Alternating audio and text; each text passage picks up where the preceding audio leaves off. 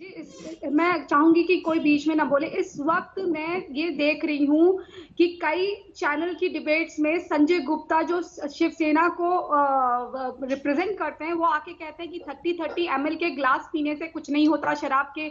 ये यूथ को ऐसा मैसेज देने वाले लोग हो गए हैं। तो मुझे हैरानी हो रही है कि संजय जो राउत जी हैं, वो ये कह रहे हैं कि मतलब अगर कंगना यहाँ आएंगी तो यहाँ आके दिखा दे। मतलब उन्हें ये बोलना चाहिए, वो समाज के चुने हुए प्रतिनिधि हैं, उनको ये कहना चाहिए कि कंगना मेरी बेटी जैसी है, यहाँ आए, हम उसकी सुरक्षा करेंगे। उनको और जो जनता के द्वारा चुने गए हैं उनको और ज्यादा उनको आश्वासन देना चाहिए। तुम गलत हो, हम तुम्हें सुरक्षा मुहैया करके दिखाएंगे। अगर उन्होंने यही सुरक्षा सुशांत को दी होती ना, तो आज सुशांत जिंदा होता। और कंगना ना, अगर कंगना ऐसे ही चले जाती है तो किसी दिन पंखे में लटकी हुई वो भी मिलेगी। वो सही कहती है और ये बात मैं अच्छी तरह से जानती हूँ। सुशांत के एक दोस्त नहीं मरा है, सुशांत के ग्रुप के 5 लोग मरे हैं और सबको यही सुसाइड कहा गया। तो ये बड़े कमाल की बात है, उनके ग्रुप में जो 5-5 लोग हैं जिनके बारे में कोई बात भी नहीं कर रहा है, जो एक सिख लड़का भी था, वो भी सब पंखे में लटके हुए मिल रहा है, कोई सुसाइड करता हुआ मिल रहा है। कितने लोग मरते हैं, हर कोई सुसाइड करता है, हर कोई, मतलब सबको ये डिक्लेयर कर दिया जाता है। और 3-4 ही हॉस्पिटल है जिसमें जाके पोस्टमार्टम कराया जाता है। तो ये सोचने वाली बात है। जब संजय जब इनको पागल कह देते हैं कंगना को, तो ये जो नासिर जी बैठे हैं यहाँ पर, तो इनको ये होना चाहिए कि उनकी भी तो अभिव्यक्ति की आजादी है। ठीक है, जब उनको कंगना को भी तो पागल कह देते हैं। बिल्कुल, चलिए आता हूं भी, नासिर साहब के पास भी आता हूं, उनसे जवाब लेता हूं। लेकिन उसके पहले जो दर्शक हमारे साथ जूम के जरिए जुड़ रहे हैं, देखिए हमने कहा आपको इस पर कोई बात कहनी है अपनी, तो आप अपनी बात जूम आईडी के जरिए हमसे कनेक्ट होकर कह सकते हैं। वो जूम आईडी हम लगातार स्क्रीन पे चला रहे हैं, पासवर्ड भी दिखा रहे हैं और बहुत सारे लोग देखिए हमारे साथ कनेक्ट भी हो गए। अभिषेक मिश्रा है, वो मेरी बात अगर सुन पा रहे हैं। अभिषेक, आप बोलिए, क्या बोलना चाहते हैं इस मामले में? अभिषेक बोलिए। Good evening. बोलिए बोलिए। विक्रम सिंह जी से बात करना है। अभिषेक जी, टीवी की आवाज बंद करनी पड़ेगी। जो भी व्यक्ति यहाँ अपनी बात कहना चाहता है उसको पहले टीवी की आवाज बंद करनी पड़ेगी। अपनी आवाज आप नहीं सुन पाएंगे टीवी पर वापस।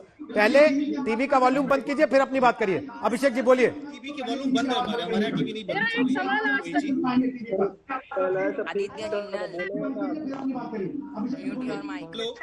रोहित जी, मैं बोलूं क्या? बोलिए अभिषेक।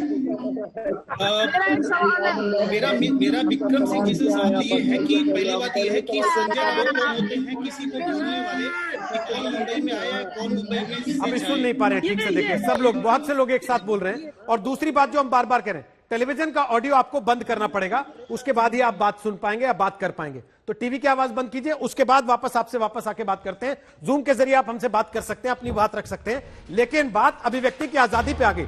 नासिर अब्दुल्ला, आप तो अभिव्यक्ति की आजादी के समर्थक हैं बहुत बड़े, और मीडिया सवाल पूछने जाता तो आप गीदड़ कहते हैं, गाली देते हैं। मैंने छोड़ दिया उस वक्त जब आप ये शब्द इस्तेमाल कर रहे थे, क्योंकि जब आपको किसी दिन पुलिस घेर लेगी किसी बात पर चौराहे पर, तो आप फंसने के बाद तुरंत मीडिया को ही फोन लगाते हैं कि मुझे बचाइए, देखिए मैं गलत फंस रहा हूं यहां पर। और जब मीडिया किसी सवाल के लिए आपके पास आ रही है तो आप उसे गीदड़ कह के गाली दे देते हैं। इतना डबल स्टैंडर्ड क्यों है भाई?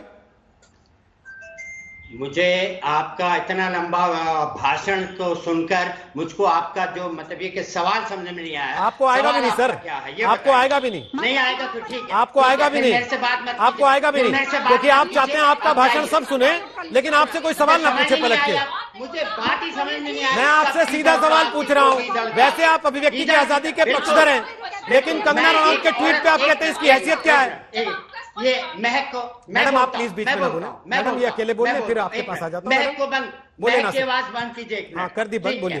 देखिए मेरा जो कहना था वो ये था, अब मुझको समझ में आया आपका सवाल। वो ये था देर में समझना कि रिया जब अपने घर वापस जाती है तो उस पर लोग हमला करते हैं, मीडिया के लोग हैं, उनका हक बनता है। फिर भी बात यह है ना कि उसने वरिष्ठ सीबीआई इंक्वायरी पे 8 घंटे 6 घंटे जो भी सारे सवालात के जवाब दिए हैं। अब उसको एक मिनट और अब इसको हक बनता है, 1 मिनट, अब उसको हक बनता है कि अपने घर जाके सो जाए, क्योंकि सुबह उसको फिर जाना पड़ेगा। अब फिर ये मीडिया ट्रायल भी फिर से उसके घर के बाहर हो रहा है, ये गलत बात है। क्या फर्क पड़ेगा, क्या मिलेगा मीडिया को? जो कुछ मीडिया को चाहिए वो सीबीआई से पूछ लेना, इससे क्यों पूछ रही है? फिर वो झूठ बोलेगी, क्या फायदा? नमस्कार, मैं हूं अंजना ओम कश्यप। हमें उम्मीद है ये वीडियो आपको पसंद आया होगा।